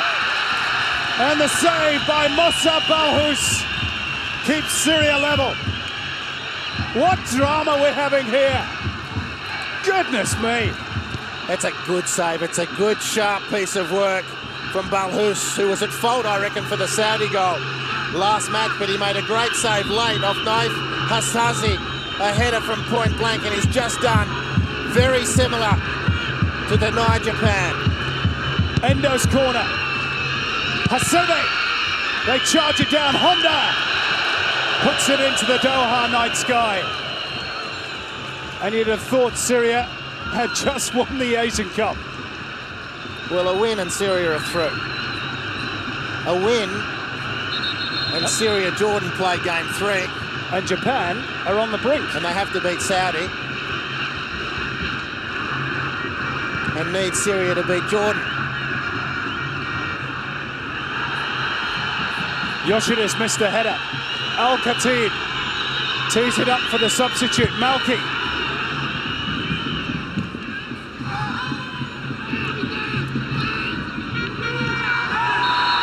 High foot by Matsui. All the momentum with Syria. Unbelievable. Really, it's unbelievable. It is a high foot from Matsui. He's covered enormous territory. Daisuke Matsui tonight. Well, penny for your thoughts. Shisaku Nishikawa. He's been thrown into the maelstrom. He made a good effort to save that penalty. Went the correct way. It was just too expertly taken. From Al-Khatib. Endo. Maybe Japan are not done yet. Okazaki rolling off the defender. And down he goes. It's another penalty. Incredible. Belal Abdul Daim stuck a leg out and over tumbles Shinji Okazaki. And we've got another penalty kick, this time for Japan. This is unbelievable. Well, Makoto Hasebe is prosecuting a case for a card to try and level up the playing numbers. Okazaki wriggling, turning, strength.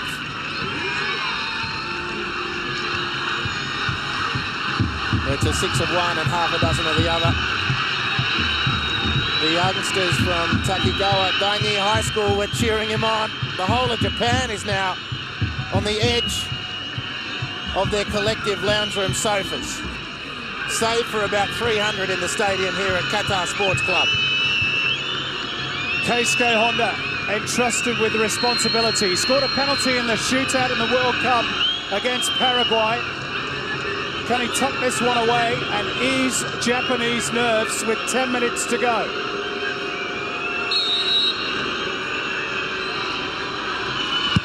Honda scores straight through the middle. The Blue Samurai lead again, 2-1. Goal for Japan, scored by player number 18, Izuki There's Honda. plenty being said between Japanese players and Syrian players. That is a really dicey penalty from Honda. But it worked nevertheless. And not in a completely convincing case for the penalty in the first place, in my opinion. And maybe people will categorise that as a get square. 2 penalties given, 2 controversial decisions, both scored. And the dynamics of this group, Simon, changing by the minute. This is compulsive drama. Let's not forget, Japan's still down a man. The numerical advantage is still with Syria. They'll have about 10 minutes to sew up a place in the next round, but they're going to have to score twice to make that fate come true tonight.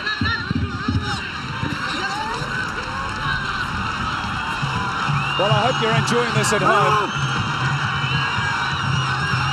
And this stadium is fairly rocking. Both sets of supporters. And the two teams deserve every credit. They've been slugging it out.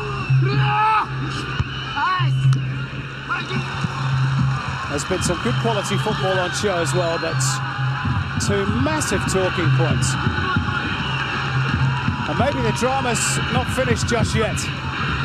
Syria have a corner to be taken by Firas Al-Khatib. Well, they deal with it, Japan, just about. Drill back in towards the danger zone. Japan can't clear their lines. This is Malki. Down went Faris Ismail trying to get the header on target. And now there's a breakaway on for Japan. The 10 men of Japan. Matsui leading the charge. This is Uchida inside the box, but nobody's on the far post. And it was behind Keisuke Honda. Well, when he needed the silken touch, Atsuda Uchida, he had too much. It was concrete in the boots. He needed velvet. But that would have given Japan the breathing space they need.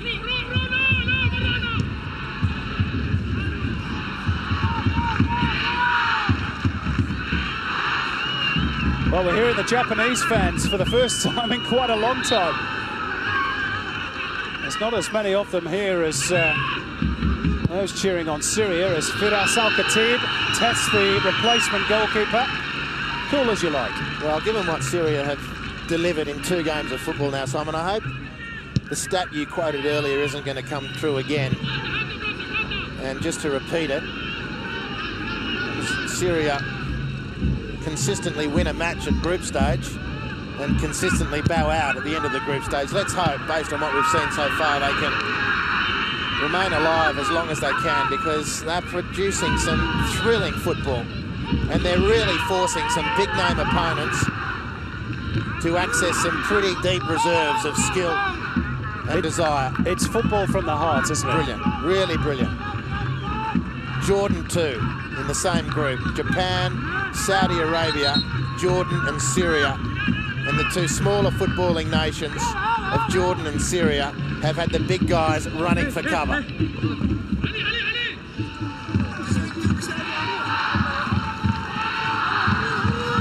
5 minutes to go. Now a mistake by Nagatomo. First time ball by Malki. Yoshida's header.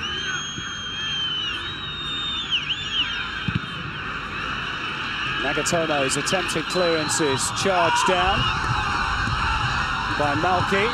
And Syria are back on the attack through Firas Al-Khatib. Trying to create a bit of space. All he will get is a throw-in. Good tactic for both teams. Get the ball into the penalty area at your feet. Put the pressure on the defenders and the referee.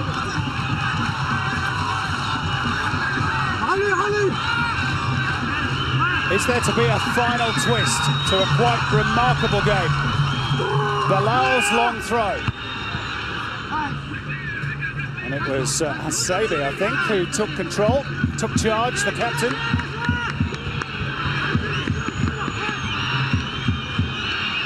More pressure for Japan to deal with.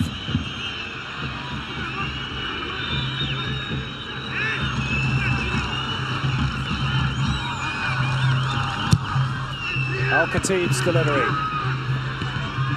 Partly cleared. Endo helps it on its way.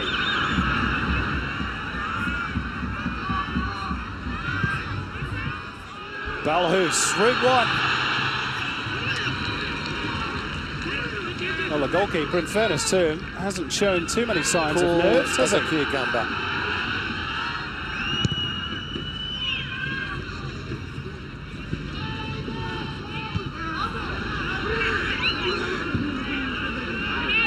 Nagatomo.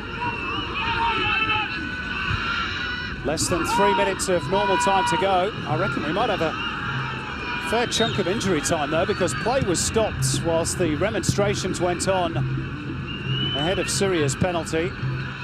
Probably the best part of 5 minutes. Here's Faris Ismail. Chance.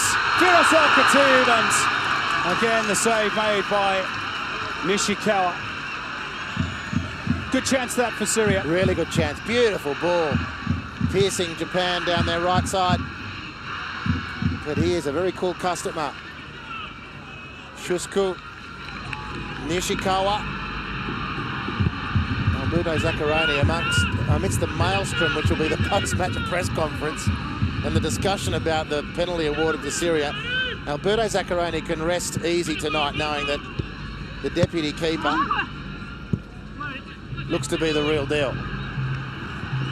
And of course, unless that red card is overturned, not sure whether there's an appeal system at this Asian Cup, he will have to play in the final group game.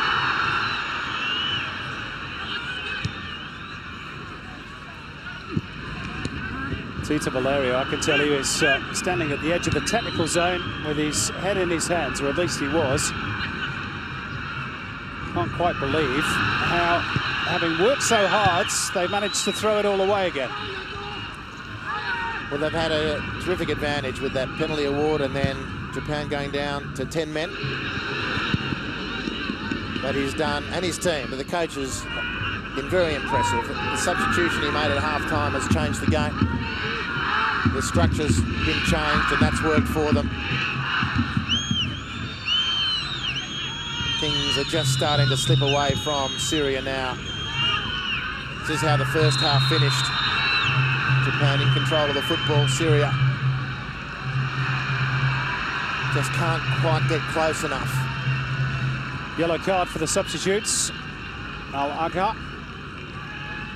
And I'll tell you what, we should give some credit to Japan because they were sluggish against Jordan and got themselves out of jail. They've been asked some serious and searching questions by Syria tonight. And here they are, as we head into injury time, leading 2-1. Yeah, well, I can only repeat that it's a very impressive football team. Good teams find ways to get results. Indeed, and they're a very impressive football culture, Simon. And, you know, they can fight as well as anyone else. We've seen it. They've come back 10 men, won themselves a penalty. They refused to yield. Contemporary Japanese football can mix it as well as play. 6 minutes at a time. You're right, Simon. There's fight in the old dog yet.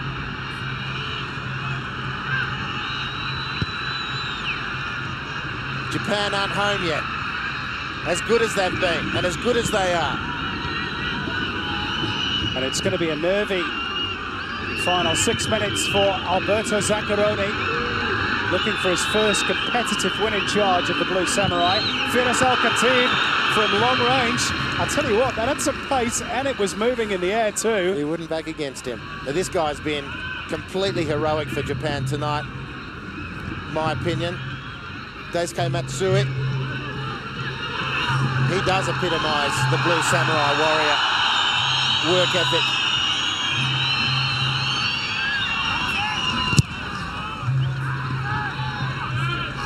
Now, a lovely flick on by Honda, but Okazaki was just offside. And Japan will use the break in play to make their final change. And it is the man you mentioned, Andy, Daisuke Matsui, who will be replaced for the final few minutes by Hajime Hosogai, who is actually on his way to Bayer Leverkusen in Germany via Augsburg, a second division Bundesliga club. Terrific night's work from Matsui. Really super piece of work. Hosogai now with the chance to be part of. That was Weil Ayan with a bit of a wild lunge at the ball. And it looks as though it may end in disappointment for Syria. We haven't seen a lot of Weil tonight, which is surprising. It hasn't really been that type of game, I guess.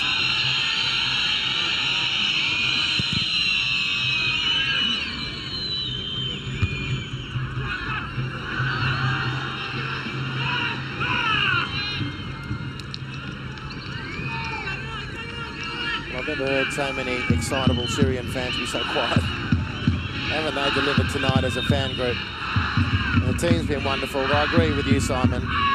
At this point, Japan imperious with all the hurdles they've had to overcome. Super performance. Super game of football. And the bad news is for the other teams hoping to lift this Asian Cup, you sense they can only get better. Lovely flick by Honda. Okazaki just about manages to keep his balance. Down he goes on the edge of the box, and he's bought valuable time there for Japan. There's going to be another yellow card. Well, emotion getting the better of Nadim Sabag. Yellow card for dissent, for hurling the ball to the turf. Clear free kick. Very well won from Shinji Okazaki. He did have Honda in the penalty area. He didn't think he could get the ball to him, so my mistake on the yellow card there just before we move on. And the free kick for Japan is perhaps the best outcome. We've played almost 4 minutes of injury time. Mosa Balhus organising the wall, but they want the ball up the other end of the park, and pretty quick smart, Syria. Japan in no hurry to take this. In fact, I think they're probably just going to go and run it near the corner flag if they get the opportunity. Well, the Syrians... Yeah, they've got to be careful. A bit too eager. Lose it here. And the ball has to roll its circumference. Second yellow for Sabag. Two yellow cards in the space of a minute. That's just stupid. That's unfortunate. But a foot on the ball without the ball moving doesn't constitute a free kick being taken. Just overexcitable. That free kick hasn't been taken. I don't know, apart from not much, what was going through his mind. He completely lost it. It was evident he'd lost it with the first yellow card he picked up, and now he misses game 3. The ledger's squared here for game 2. Now they're coach killers, aren't they? Those moments of rash indecision. Japan have fairly ruined the resultant free kick. Okazaki will try and run the clock down a bit more. 5 minutes of injury time played as Sabag trudges disconsolately around the pitch perimeter. But they've given so much, Syria, to this encounter. With more to give. It's still alive for them. That Jordan-Syria game is just going to be massive, game 3. And if Saudi can do some sort of job on Japan, then it'll just make it even more intense. Those games will be played simultaneously, of course, so no one will know what the others are doing.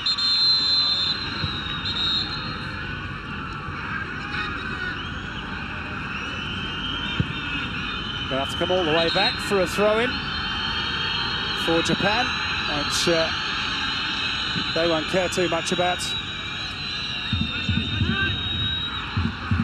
And they're nearly there, Japan. 6 minutes of injury time has been played. Can they fashion one final opportunity, Syria? Anywhere will do for the Blue Samurai.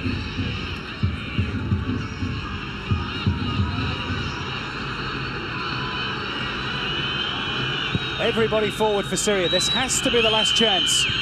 Lumped forward by Mohsen Balhus. Throw it. Belal has to hurl it long, and he has to be quick about it.